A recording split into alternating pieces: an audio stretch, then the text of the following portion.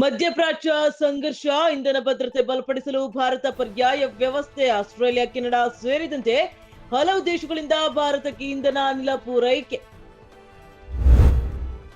ಪಶ್ಚಿಮ ಬಂಗಾಳದಲ್ಲಿ ರಾಷ್ಟ್ರಪತಿ ಮುರ್ಮು ಕಾರ್ಯಕ್ರಮಕ್ಕೆ ಸಹಕಾರ ನೀಡಿದ ರಾಜ್ಯ ಸರ್ಕಾರ, ಮಮತಾ ಬ್ಯಾನರ್ಜಿ ಸರ್ಕಾರದ ವಿರುದ್ಧ ಪ್ರಧಾನಿ ಮೋದಿ ಆಕ್ರೋಶ.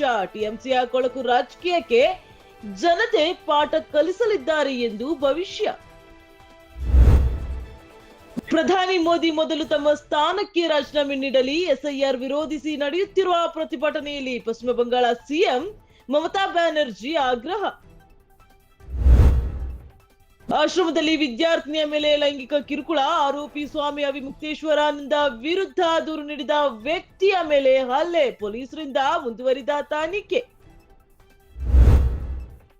1965ರ ಭಾರತ ಪಾಕಿಸ್ತಾನ ಯುದ್ಧದಲ್ಲಿ ಹೋರಾಟ, ವೀರಚಕ್ರ ಪ್ರಶಸ್ತಿ ಪುರಸ್ಕೃತ ಲ್ಯಾನ್ಸ್ ಹವಲ್ದಾರ್ ಕೆಜಿ ಜಾರ್ಜ್ ಇನ್ನಿಲ್ಲ, ಕೇರಳದ ಕೋಟೆಯಂ ನಿವಾಸದಲ್ಲಿ ನಿಧನ.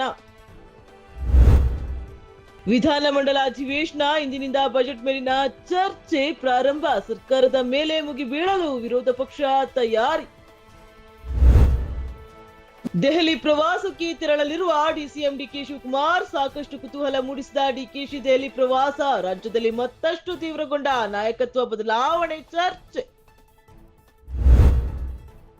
ಇರಾನ್ನಲ್ಲಿ ನೂತನ ಸರ್ವೋಚ್ಚ ನಾಯಕನ ಆಯ್ಕೆ, ಆಯತುಲ್ಲಾ ಅಲಿ ಖಾಮೆನೈ ಪುತ್ರ ಮುಜ್ತಬಾ ಖಾಮೆನೈ ಅಧಿಕಾರ ಸ್ವೀಕಾರ. ಸೌದಿ ಅರೇಬಿಯಾದಲ್ಲಿ ಕ್ಷಿಪಣಿ ದಾಳಿ, ಮೃತಪಟ್ಟವರಲ್ಲಿ ಓರ್ವ ವ್ಯಕ್ತಿ ಭಾರತೀಯ, ಸೌದಿ ನಾಗರಿಕ ರಕ್ಷಣಾ ಸಂಸ್ಥೆಯಿಂದ ಮಾಹಿತಿ. ಹಾರ್ಮುಜ್ ಜಲಸಂಧಿಯಲ್ಲಿ ಯುಐ ಟಗ್ ಬೋಟ್ ಮೇಲೆ ದಾಳಿ, 3 ಮೃತ್ಯು, ಭಾರತೀಯರು ಸೇರಿ 4 ಪಾರು. ನ್ಯೂಜಿಲೆಂಡ್ ಅನ್ನ 96 ರನ್ಗಳಿಂದ ಸೋಲಿಸಿ ಐಸಿಸಿ ಟಿ20 ವಿಶ್ವಕಪ್ ಗೆದ್ದ ಭಾರತ, ವಿಜೇತ ಭಾರತ ತಂಡಕ್ಕೆ 20.4 ಕೋಟಿ ರೂಪಾಯಿ ಬಹುಮಾನ. ರನ್ನರ್ ಅಪ್ ನ್ಯೂಜಿಲೆಂಡ್ಗೆ 10.6 ಕೋಟಿ ರೂಪಾಯಿ ಇನಾಮು.